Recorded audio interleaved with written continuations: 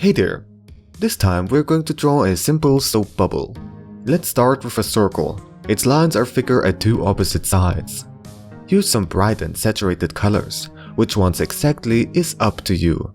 An easy method is to keep most of the colors close to the border and use analogous colors.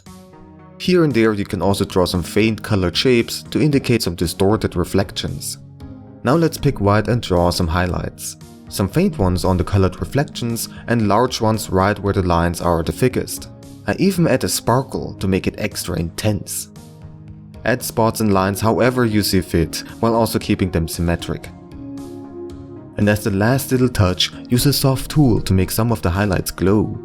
That's it. There are tons of different ways to draw gorgeous looking bubbles. If you want to learn more, I made a much more detailed tutorial video, go check it out. Thank you a lot for watching and have fun drawing.